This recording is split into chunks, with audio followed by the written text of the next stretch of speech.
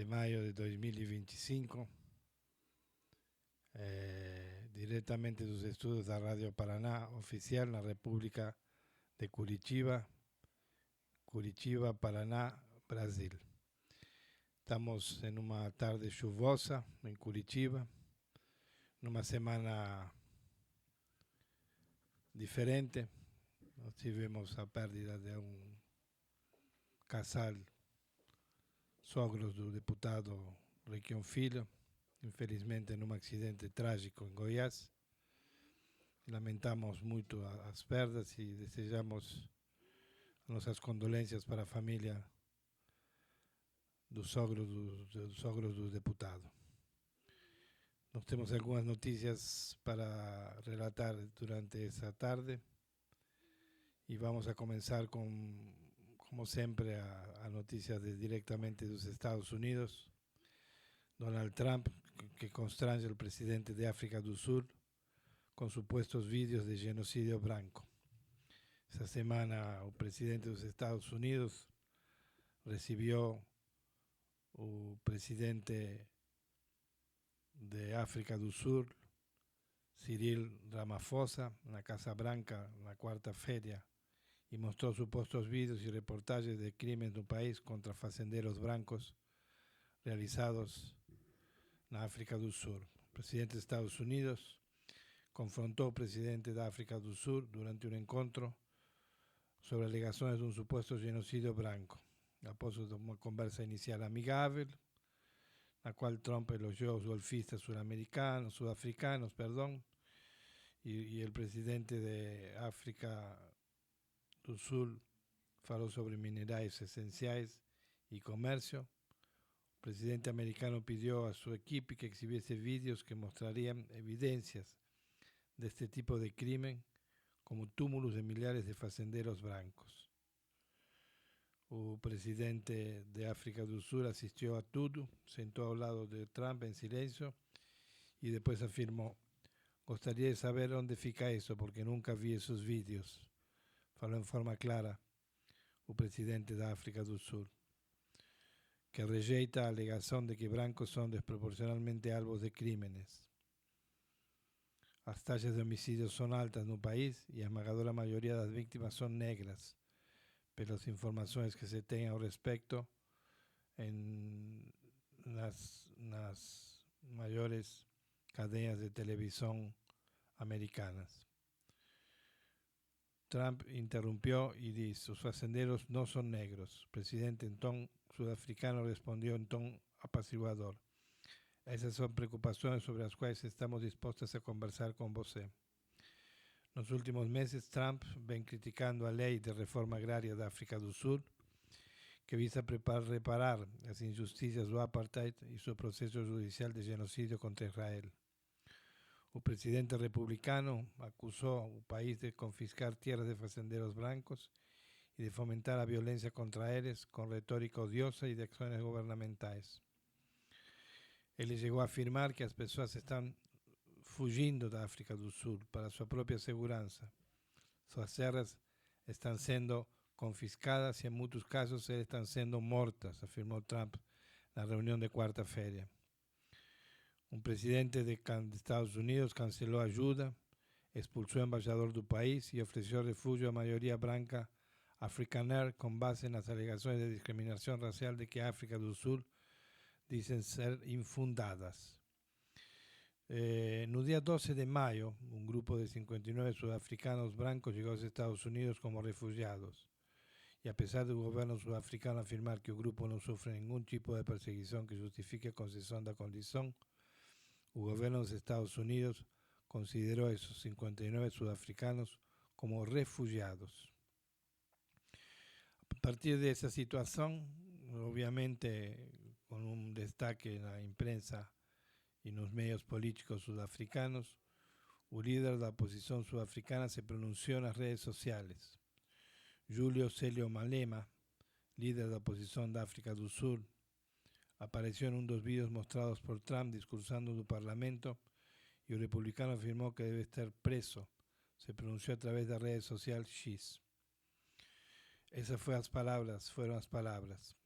Un grupo de hombres más velhos se reúne en Washington para fofocar sobre mí.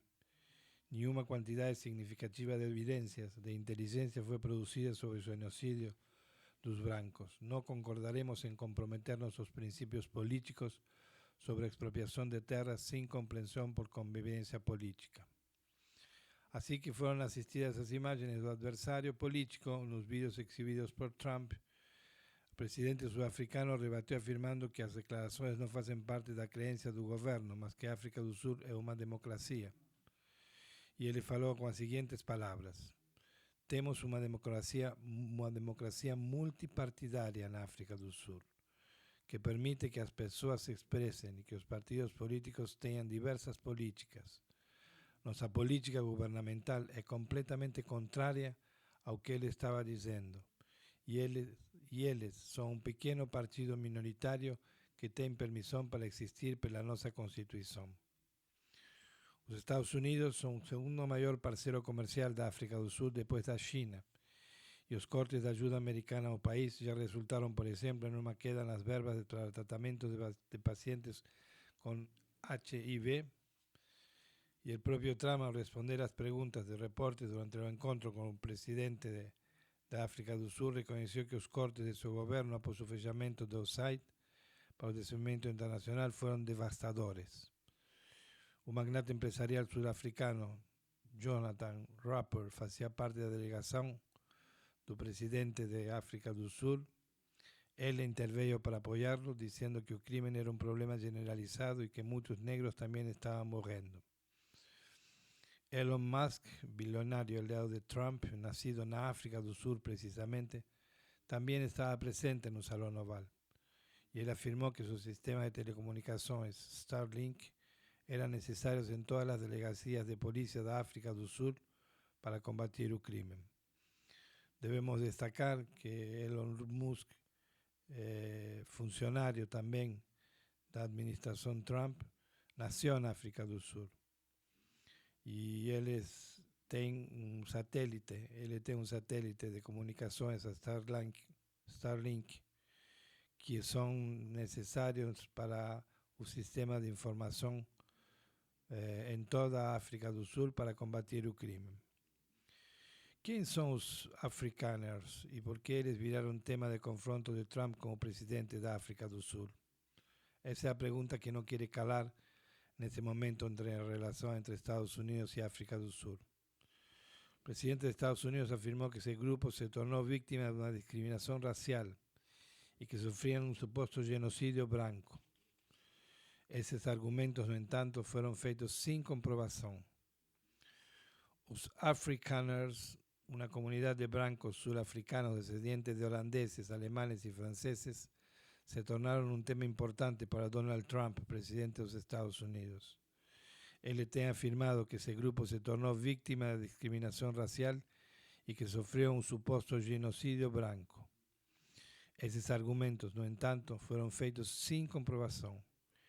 Ni uno de los partidos políticos de África del Sur, inclusive los que representan a la comunidad blanca en general, afirmó haber un genocidio en citado país.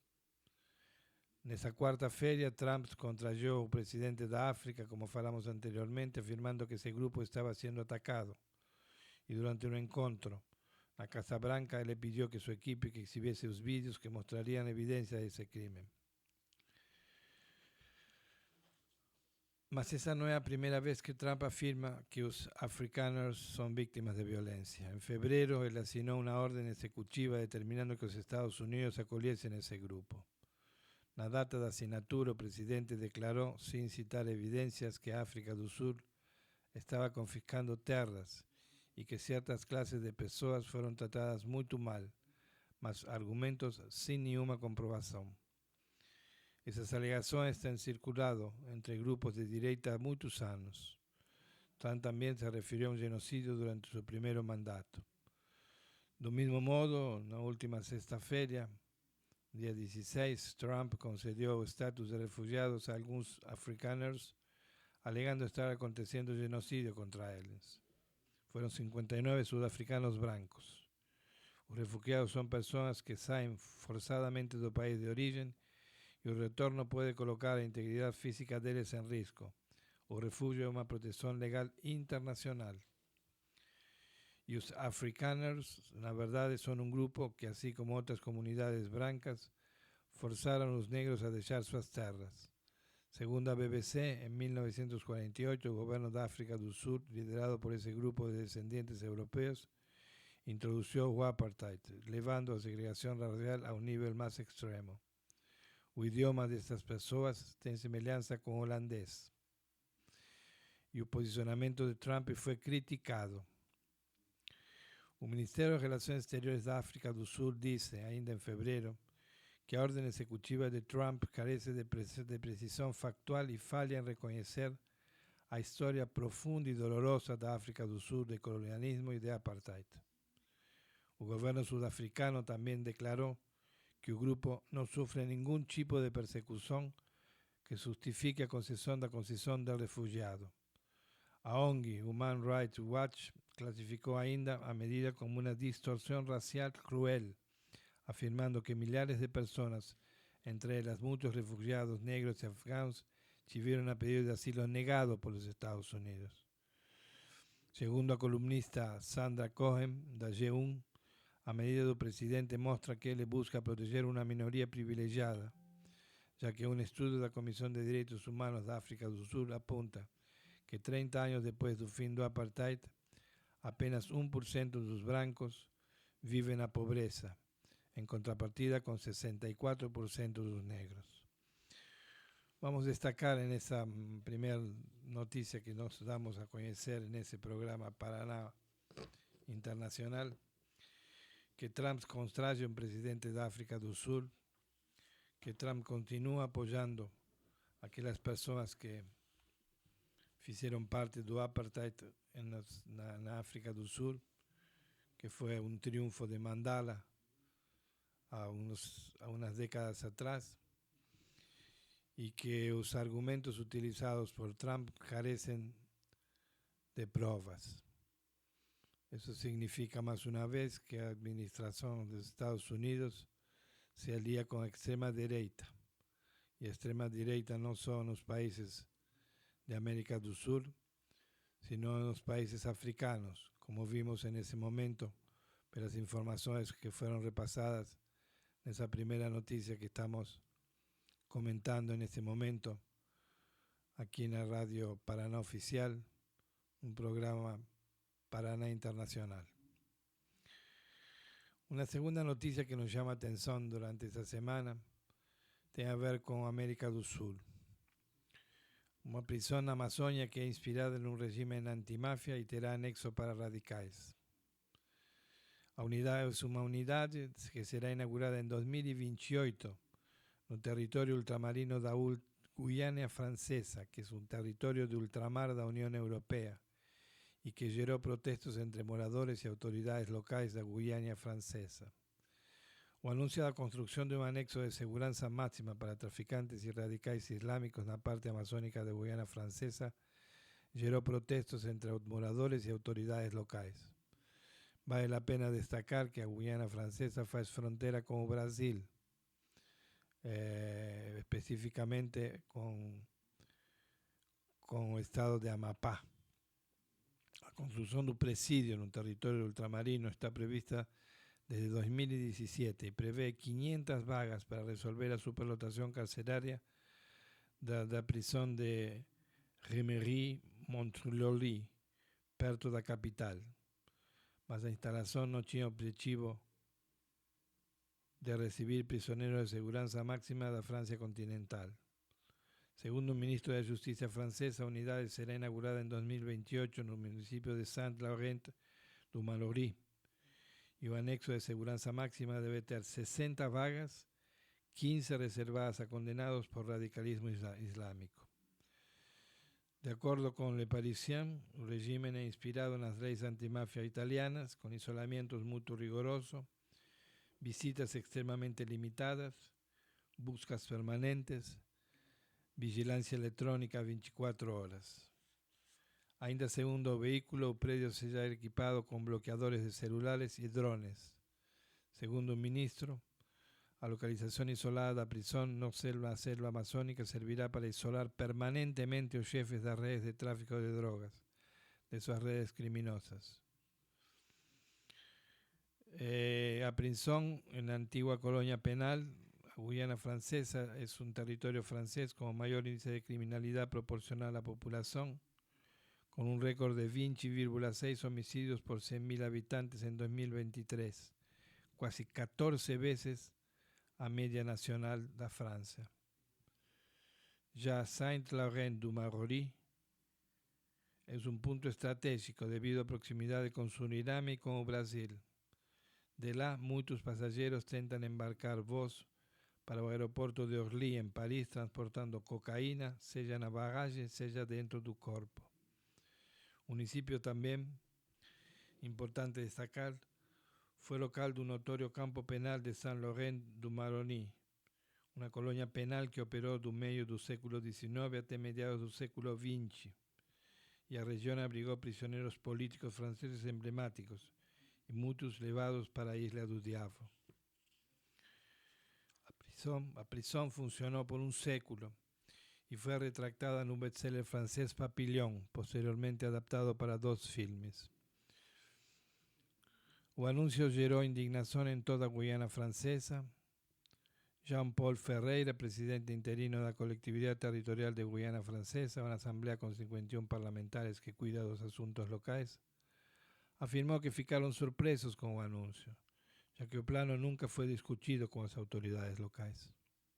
Por tanto, con espanto e indignación, que los miembros de la colectividad descubrieron, junto con toda la población de Guyana, las informaciones detalladas en Le Journal du Dimanche, escribió él en un comunicado publicado este domingo en las redes sociales. Para Jean-Paul Ferreira, a medida es desrespetuosa. Segundo él, o acuerdo asignado en 2017 prevía a construcción de una nueva prisión apenas para reducir a superlotación de la prisión principal de Guyana Francesa. Embora todos los representantes locales tengan há muito tempo solicitado medidas fortes para conter o aumento do crime organizado en nosso territorio, a Guyana no debe se tornar un depósito de criminosos y personas radicalizadas vindas de Francia continental, declaró el presidente de la colectividad da Guyana Francesa. El diputado franco-guyanense Jean-Victor Castor también criticó el proyecto alegando que la decisión fue tomada sin consultas de autoridades locales. Es un insulto a nuestra historia, una provocación política y un retroceso colonial, afirmó Castor en nota publicada en este domingo, pidiendo que a Francia retire el proyecto. Bueno, nos consideramos esa materia para dar continuidad a nuestro programa, porque imaginamos que otros países de la Unión Europea puedan estar pensando en la misma situación que está pensando Francia. Construir prisiones de seguridad máxima en territorios de ultramar significa traer para América Latina criminosos de alta peligrosidad, terroristas y presos relacionados con tráfico de drogas, o que significaría colocar en perigo a seguridad de una zona considerada zona de paz. Si consideramos un Mercosur con sus características, sus virtudes y sus defectos, la mayor característica positiva que el Mercosur tiene es que él es considerado una zona de paz, un territorio donde no acontece ningún conflicto armado. La última guerra fue la guerra del Paraguay, ya 3 séculos atrás, y no existe ningún resquicio ni ninguna preocupación por los límites entre los países, salvo por aspectos muy puntuales con Venezuela, con las Guyanas, y esos deben ser resolvidos por medio de la solución pacífica de controversias. Otro aspecto importante que surgió en esta semana tiene que ver con la ciudadanía italiana, a partir de un texto aprobado en la tercera feria, donde existe uma lei que vai impactar milhares de brasileiros. Um texto aprovado que restringe cidadania chamado el direito de sangue. E essa nova lei deve ser contestada na justiça e ainda gera dúvidas. Um decreto publicado pelo governo de Itália que restringe o reconhecimento da cidadania pelo chamado direito de sangue foi transformado em lei definitiva pelo Parlamento nesta terça-feira, dia 20. De forma geral, o direito ficará limitado aos filhos e netos de cidadãos italianos nascidos no exterior. As novas regras devem impactar milhares de brasileiros descendentes de italianos que chegaram ao Brasil entre o fim do século XIX e o início do século XX. Isso porque bisnietos, trinietos e gerações mais distantes desses migrantes perdem o direito à cidadania. As normas foram publicadas em 28 de março e estão em vigor desde então. No Parlamento, algumas emendas modificaram detalhes do texto. A versão final entrará em vigor assim que o governo italiano sancionar a lei. Apesar da aprovação, se acredita que a nova lei será questionada na justiça italiana. Um advogado especialista, Fabio Gioppo, especialista em cidadania italiana, diz: ao limitar o direito da cidadania apenas duas gerações, o texto rompe com a tradição constitucional e jurisprudencial italiana. Além disso, impõe obstáculos que violam convenções internacionais e que, portanto, poderão ser contestados judicialmente, afirma. A efeitos práticos, fizemos 10 perguntas básicas para que os nossos ouvintes possam entender o que significa a aprovação dessa lei por parte do Parlamento italiano. Parlamento italiano, entre senadores e deputados, que aprovaram a lei que nós estamos fazendo referência anteriormente. O que muda com a lei? O decreto limita o reconhecimento da cidadania italiana a filhos e netos de italianos, ou seja, bisnietos, trinietos e gerações mais distantes perdem esse direito.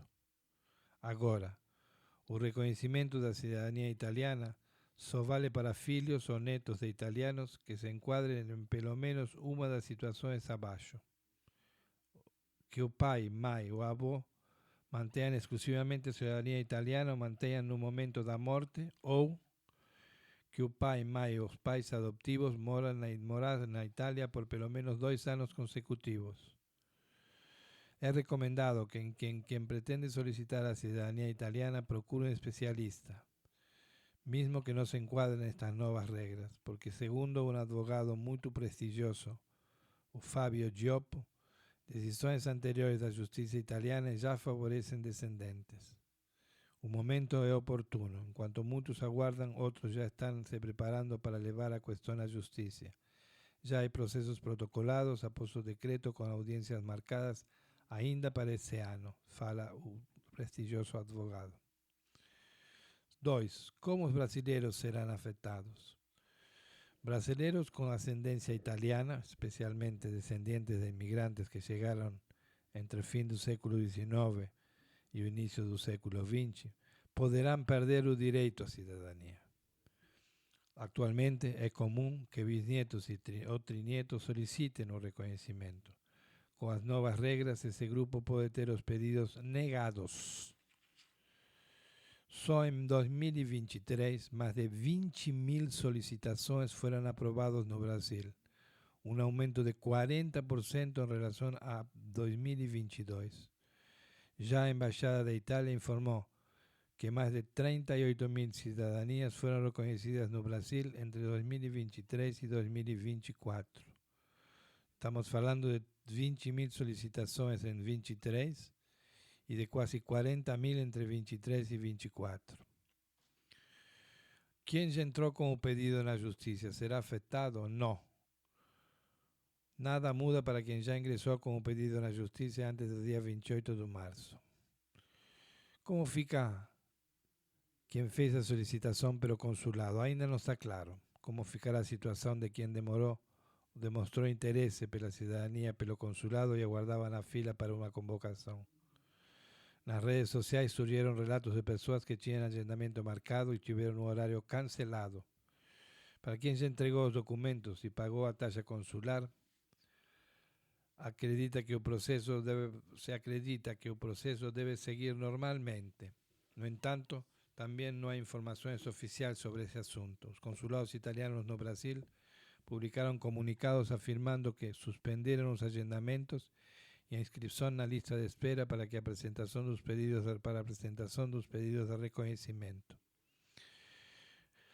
O G1 questionou a Embaixada da Itália no Brasil sobre a situação de quem estava com o processo em andamento pelos consulados, mas até a última atualização da reportagem que faz base desse documento não houve resposta. 5. Quem já tem a cidadania será afetado? Não. Para quem já tem a cidadania italiana, o direito está mantido. A nova lei, no entanto, traz mudanças para a transmissão da cidadania aos descendentes. Houve alguma alteração no texto original enviado pelo governo? O Senado aprovou algumas emendas que alteraram o texto original. Uma das principais mudanças foi a derrubada da exigência de que o pai, mãe, avô ou avô do requerente tivesse nascido na Itália para que ele tivesse direito à cidadania. O texto também exige que o ascendente, pai, mãe, avô ou avô, mantivesse exclusivamente a cidadania italiana. Isso pode impedir o reconhecimento do direito e descendentes cujos antepassados se naturalizaram em outros países. Essa mudança representa uma falsa flexibilização. Existe uma falta de clareza na regra, principalmente quanto à existência e a exigência de exclusividade da cidadania italiana. 7. A pergunta que se fazem os especialistas é: posso pedir a cidadania para meu filho menor de idade? Sim. Uma emenda aprovada pelo Senado estabelece prazos e regras para que cidadãos italianos com filhos no exterior manifestem o desejo de reconhecimento da cidadania. Para nascidos até 27 de março de 2025, os pais que são cidadãos italianos têm até 31 de maio de 2026 para manifestar interesse pela cidadania do filho. Para nascidos após o 27 de março de 2025, os pais deverão declarar o interesse na cidadania até um ano depois do nascimento ou adoção da criança. Há novidades para quem quer trabalhar na Itália? Sim. A nova lei cria uma espécie de visto de trabalho voltado para descendentes de italianos que não têm cidadania ou perderam o direito ao reconhecimento. Segundo o texto, o governo irá publicar um novo decreto com regras específicas, além de uma lista de países que se receberão um alto número de imigrantes italianos nas últimas décadas. Descendentes desses países poderão ser beneficiados.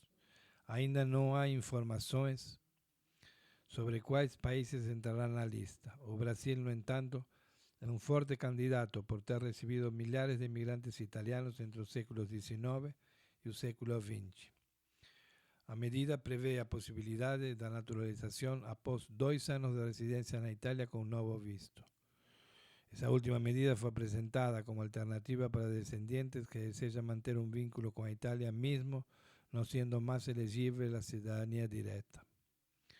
O que motivou essa mudança? O governo da Itália argumenta que o número de pedidos tem crescido de forma descontrolada. Segundo o texto, a legislação anterior poderia representar um risco para a segurança nacional e da própria União Europeia. Além disso, o governo afirmou que o passaporte italiano estava sendo vendido como produto por empresas. As novas normas tentam conter este tipo de prática. A medida também é vista como uma forma de combater a imigração, que é uma das principais agendas do partido da primeira-ministra italiana Giorgia Meloni. Países da União Europeia têm actuado de diferentes formas para lidar com a questão, principalmente para ter um maior controle sobre a entrada de estrangeiros no bloco. A lei pode ser contestada? Sim. Juristas apontam possíveis inconstitucionalidades no texto. Entre os principais pontos, os especialistas indicam que a lei pode, primeiro, violar direitos adquiridos ao tentar aplicar novas regras a processos anteriores. 2. Criar desigualdades entre filhos de um mesmo cidadão italiano, dependendo de onde o pai resida na época do nascimento. E 3. Enfrentar resistência judicial, inclusive na Suprema Corte Italiana, donde há jurisprudência favorável a descendentes de italianos com casos brasileiros. ¿Sobrenomes italianos facilitan a cidadania? Se preguntan os especialistas. Não. Não há base legal que relacione o sobrenome ao direito da cidadania. O reconhecimento é feito com base no vínculo sanguíneo, o ius sanguinis, e não com o nome de família. A ideia que alguns sobrenomes ajudariam no processo é infundada e sem um respaldo jurídico. Nós trouxemos essa informação sobre a nova lei italiana, considerando a alta quantidade de descendentes de italianos que existem no estado de Paraná, no sul do Brasil, nos países do Mercosul, e fundamentalmente o interesse cada vez mais crescente que existe en estos países de obter a ciudadanía italiana, española, portuguesa, en un mercado de trabalho un poco más estable, con condições socioeconómicas mais estáveis também, e com uma grande situação de ajudas econômicas, inclusive para os inmigrantes. Na rota inversa dos vizinhos, Espanha corre para regularizar 500.000 inmigrantes. Legalização automática de estrangeiros é a maior de 20 anos a partir de uma iniciativa popular. Agora nós vamos comentar uma situação que acontece no Reino de Espanha, que a diferença da República Italiana está com uma situação diferente y, para decirlo de alguna manera, sorprendente, porque en cuanto vecinos como Portugal, Italia y el Reino Unido incrementan sus restricciones para conceder vistos de trabajo, residencia o ciudadanía a los inmigrantes, a España acelera un motor para tornar a ruta inversa. O governo agiliza os procedimentos no Parlamento para executar a maior regularização de imigrantes em 2 décadas. Se der certo, como indicam as previsões, 500.000 pessoas sem documentos e que chegaram ao país até 31 de dezembro do ano passado serão legalizadas.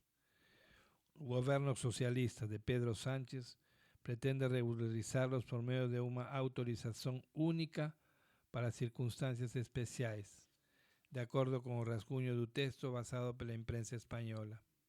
O benefício exclui quem tem antecedentes criminais e não comprove a residência contínua no país.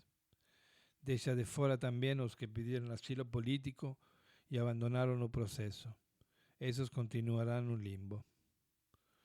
A proposta de regularização partiu da iniciativa legislativa popular, que incentiva a regularização, que alcanzó 700.000 asignaturas y apoyo de 900 entidades sociales. Fue aprobada en abril del año pasado por todos los partidos, con excepción del ultranacionalista Vox, mas está engavetada há um ano. O governo age agora porque a toque de caixa, com grupos parlamentares, para ter a regulamentação aprovada pelo plenário, uma vez que o clima político em relação aos imigrantes tem se revelado hostil, embalado também pelas campanhas contrárias em outros países. Alguns partidos, como o PP, tentam recuar do voto inicial, mas están sobre presión de organizaciones sociales y religiosas para mantener la iniciativa e integrar a los inmigrantes a la sociedad. España fue electa el país con mejor desempeño económico en 2024, de acuerdo con el ranking de la revista The Economist, realizado entre 37 economías mundiales. La revista resaltó el crecimiento anual del PIB del país, en torno de 3%, impulsionado por un mercado de trabajo robusto y altos niveles de inmigración que aceleran mecánicamente la producción económica. Esta abordaje destoa claramente la que es practicada en países vecinos como Portugal, Francia, Reino Unido y Italia, y visa a limitar los derechos de los inmigrantes. A España precisa escoger entre ser un país abierto y próspero a ser un país fechado y pobre, justificó Sánchez en octubre pasado al Parlamento. La regularización refuerza la tesis de que, con índice bajo de natalidad, el país tiene que se escoar la inmigración como alternativa para promover el crecimiento y sustentar el estado de bienestar social, como definió el primer ministro. Es simples así. Bueno, no estamos entre dos noticias absolutamente diferentes en dos países de Europa. A España, como estamos viendo, tiene un pleno interés por parte del Partido Socialista y sus aliados, inclusive con apoyo del Partido Popular, con apoyo de Podemos y con los apoyos de los partidos independistas del País Vasco, de que los inmigrantes que llegaron hasta 31 de diciembre del año pasado y se encuentran en forma permanente en territorio español podrán ser legalizados y podrán trabajar y usufruir de todos los derechos que corresponden a los ciudadanos que moran en el Reino de España. Eso es una novedad. Eso es una situación que debe servir como ejemplo de políticas públicas a favor de la inmigración que favorecen la incorporación de ciudadanos que buscan otros países como medios de ganar la vida y de contribuir al desenvolvimiento social, cultural, económico y tecnológico de otros países donde les van a vivir. Ser un inmigrante es una situación compleja, una situación que requiere de estudios pormenorizados y que podría dar motivos a conversaciones longas, y ya vamos a en algún momento dedicar un programa entero a los migrantes aquí en un programa Paraná Internacional, considerando que existe aquí en un estado una grande colonia de ciudadanos de otros países y últimamente de países como Venezuela, como Haití, como Cuba, Colombia, Ecuador, Argentina, Uruguay, Perú, Bolivia, y será objeto de un programa específico, ya que consideramos que esa es una temática muy importante que es reconocida como básica por las agencias de Naciones Unidas, por la ONU. Existe una agencia específica que cuida de los migrantes y que será objeto de un programa donde nos tenemos la suerte de traer especialistas o una grande especialista para que pueda conversar con nosotros durante un programa aquí en una quinta feria, la radio Paraná Oficial, directamente de Curitiba, estado de Paraná, la República Federativa de Brasil. Vamos a otras noticias importantes antes de finalizar ese programa. con los 15 minutos que ainda nos restan. E agora sobre uma temática que entristece, mas que nos leva a tentar manter a chama acesa pela importância, que é o problema existente em Gaza. O Papa León XIV pide por entrada de ajuda humanitária digna em Gaza. Suprimentos autorizados a entrar em Gaza até o momento são uma gota de um oceano, segundo o diretor de ajuda humanitária da ONU, Tom Fletcher. O Papa León XIV fez um apelo nesta quarta-feira, dia 21, para que Israel permita a entrada de ajuda humanitária na faixa de Gaza, classificando a situação no enclave palestino como ainda mais preocupante e triste.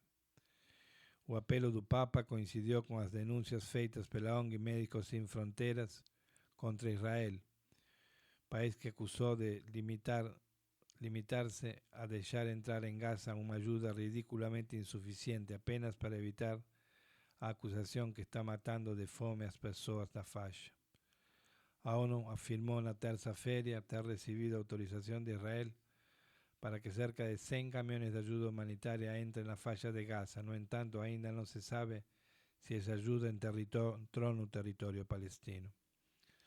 Segundo a ONU, nenhuma assistência havia sido distribuída aos palestinos até o início dessa quarta-feira, contradizendo falas israelenses de que o bloqueio de 11 semanas a Gaza havia terminado. Ao mesmo tempo, o organismo bilateral disse que 5 caminhões conseguiram entrar no território na segunda-feira. O diretor da ajuda humanitária da ONU, Tom Fletcher, disse à rede britânica BBC nesta terça-feira que a ajuda humanitária permitida a entrar em Gaza até o momento é uma gota em um oceano. Segundo a ONU, a população de cerca de 2,3 milhões de palestinos no território precisa de pelo menos 500 caminhões de suprimentos por dia, entre ajuda humanitária e bens comerciais. A preocupação pelas crianças, bebês e idosos na faixa de Gaza também aumenta à medida que a escassez de alimentos fica mais severa. Fletcher teme que 14.000 bebês possam morrer nas próximas 48 horas se ajuda humanitária suficiente não chega a Gaza. Vou repetir. Fletcher teme que 14.000 bebês possam morrer nas próximas 48 horas se ajuda humanitária suficiente não chega a Gaza. Se isso não é um genocídio, o que é genocídio? A Agência da ONU para Refugiados Palestinos afirmou nessa quarta-feira que suprimentos em seus complexos localizados a 3 horas de Gaza estão parados à espera de liberação para entradas no território. As pessoas em Gaza precisam de tudo. Os suprimentos precisam entrar agora, afirmou a agência, que diz ter alimento para 200.000 pessoas, medicamentos para 1.600.000 cobertores, kits de higiene e materiais escolares. Robert Prevost, eleito Papa León XIV, em 8 de maio, advoga pela paz e já mencionou a situação em Gaza diversas vezes nas primeiras semanas de seu pontificiado, além de outros conflitos notórios como a guerra na Ucrânia. Em sua primeira mensagem de domingo, 11 de maio, o novo Papa pediu para cessar fogo imediato e a liberação de todos os reféns israelenses mantidos pelo grupo terrorista palestino Hamas. O apelo de León ocorre um dia depois que o primeiro-ministro britânico, Keir Starmer, anunciara em seu governo, suspendiu as negociações do livre comércio com Israel e convocou a embaixador israelense no Reino Unido devido à situação em Gaza. Ser o único país no mundo que nesse preciso momento, tomou uma decisão firme foi Grã-Bretanha. E isso se dá em um momento crítico, quando estamos vivendo que 14.000 bebês podem falecer em Gaza se não entram os alimentos que são necessários para a continuidade. E a última notícia do dia, vamos também com o tema de Israel e Gaza, e que o governo Lula condena novos ataques de Israel em Gaza e deplora as declarações de Netanyahu. Em uma nota do Itamaraty, se afirma que impedir entrada de alimentos y remedios puede configurar crimen de guerra. Crimen de guerra. Nesta terça-feira, o chanceler Mauro Vieira disse que há uma carnificina em Gaza. O Ministério das Relações Exteriores divulgou uma nota na própria quarta-feira 21, na qual afirma condenar com veemência os novos ataques promovidos pelo governo de Israel na faixa de Gaza. Em nota também diz que o governo brasileiro deplora recentes declarações do primeiro-ministro de Israel sobre assumir o controle da região. A Globo News procurou a Embaixada de Israel no Brasil, que afirmou que não vai comentar as declarações do Itamaraty. Nos últimos dias, cresceu a pressão internacional sobre Israel diante das ações militares em Gaza e das declarações do primeiro-ministro israelense. Governantes de França, do Reino Unido, assim como do Brasil, também decidiram endossar a pressão internacional.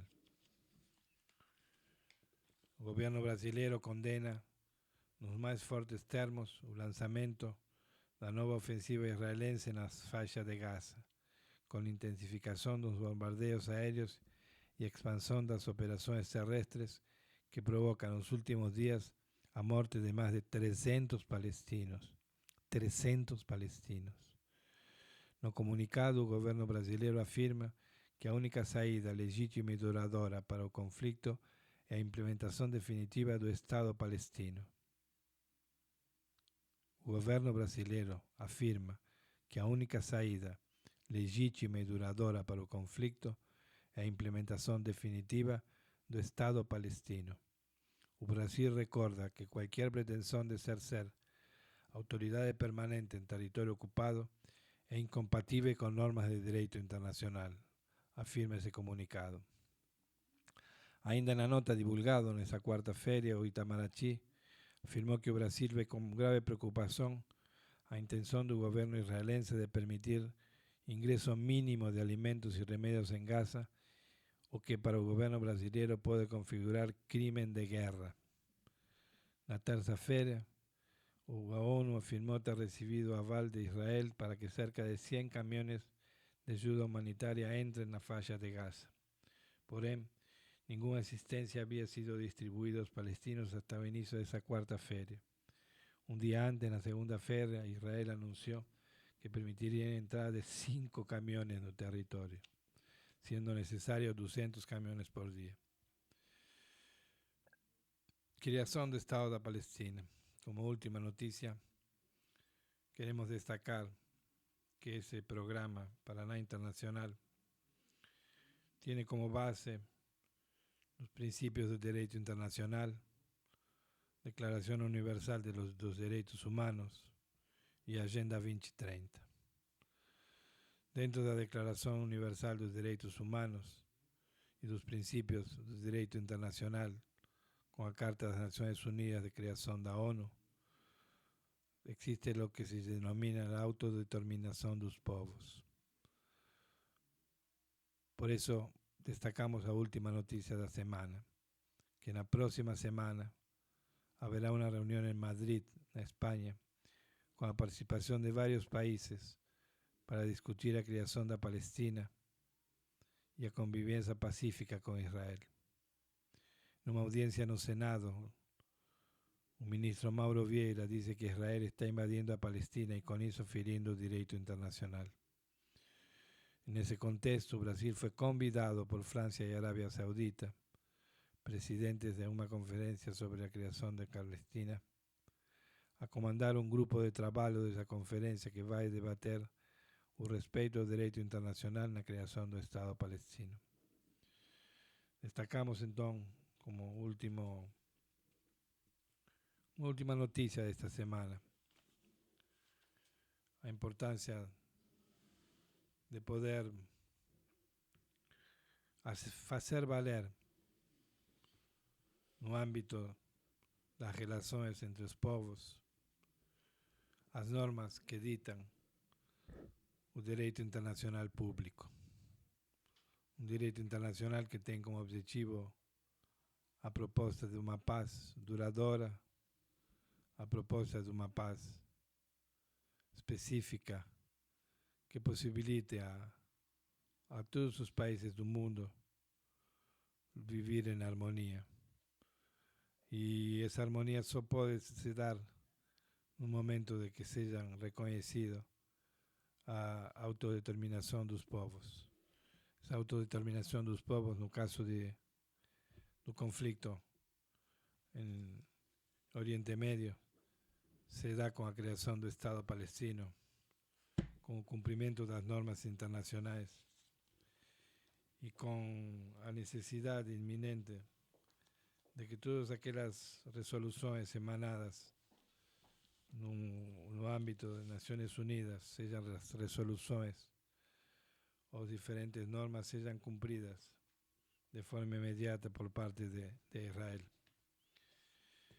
A necessidade iminente do Estado, da criação do Estado da Palestina, necessidade iminente de criação de mecanismos que possibilitem o ingresso da ajuda humanitária aos territórios ocupados e a entrega dos reféns por parte de Hamas, é fundamental para poder lograr territórios de paz, territórios que possibilitem a harmonia e a convivência entre os diferentes povos, entre as diferentes nações. Agradecemos a possibilidade de mais uma quinta-feira estar junto com os ouvintes e os telespectadores da Rádio Paraná Oficial e nos despedimos diretamente da República de Curitiba, Estado de Paraná, República Federativa de Brasil, para todos nossos ouvintes e todos nossos telespectadores. Até a próxima quinta-feira.